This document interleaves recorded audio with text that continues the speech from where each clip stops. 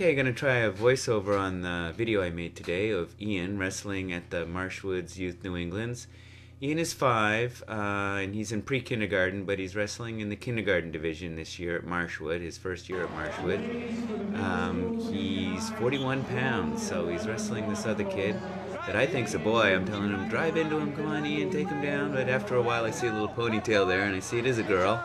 But she's a tough little wrestler. Maybe a little bigger, a little older than Ian, but probably about the same level of experience. So it was a great match for both of them. And Ian got the takedown. That's his best move, is a double leg takedown.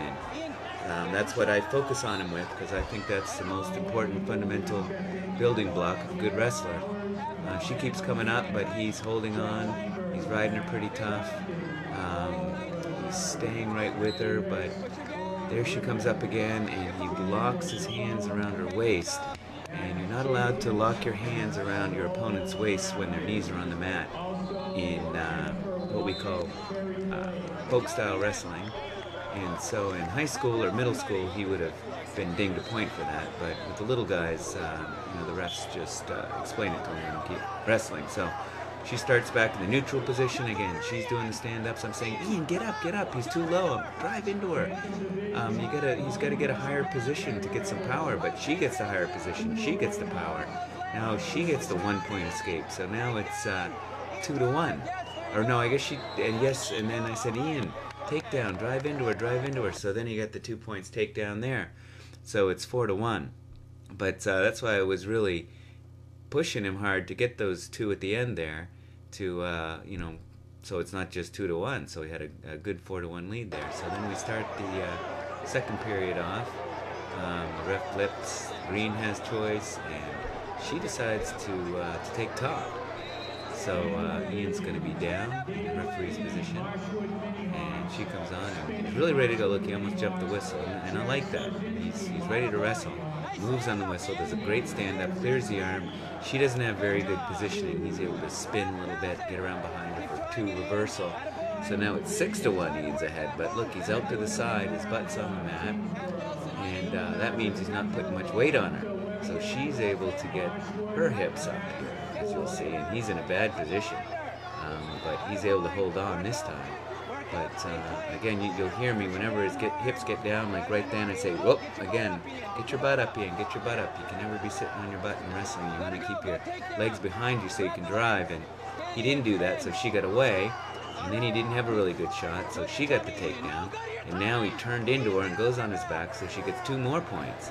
So she gets escape, 1, 2, takedown, 2, near fall. Now it's 6-6. And now Ian's giving me a heart attack because although he's wrestling hard and trying to get away, he almost exposed his back there again, and he's in kind of a bad position there, but time runs out. You can definitely see it's a little girl there.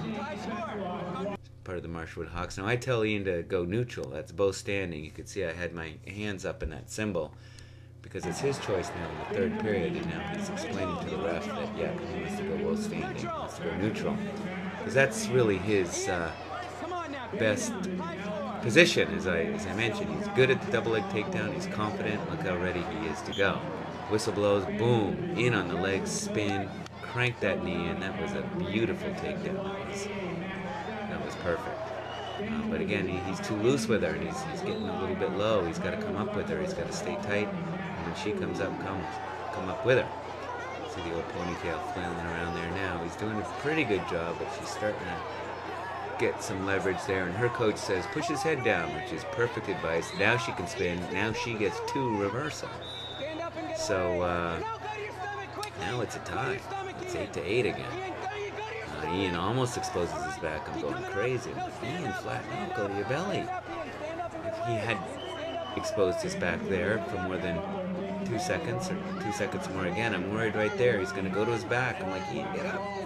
If he had exposed his back either of those times, she would have won 10-8. And now they're having this great flurry at the end. He's trying to get a reversal, but she's keeping really good pressure on the head, which is good. And that's the end of the 3rd period. She was about to crank a half Nelson in. So Ian was pretty lucky there. So tied up, going into sudden death overtime. Here you'll see me, I'm telling him, Ian, look, it's going to be sudden death. You got to take her down. First takedown wins it. Whoever scores the first point wins. And that's what the ref's explaining too. And you can see the parents up there getting into it, and the coach, and it's a sudden death. And Ian's like, okay, let's go. He's ready to go. And lucky for him, they start on their feet. Because again, he's got a good shot. He gets in there, but she had a better sprawl, but he keeps spinning, sucking the legs in, driving into her, drives her down, gets his 2 points. So that was awesome. Good match, kids. Ian won 10-8. And he did a great job this year. He wrestled in 5 or 6 tournaments, went to 2 practices a week, and really did well for his first year. And I hope he'll do it again next year.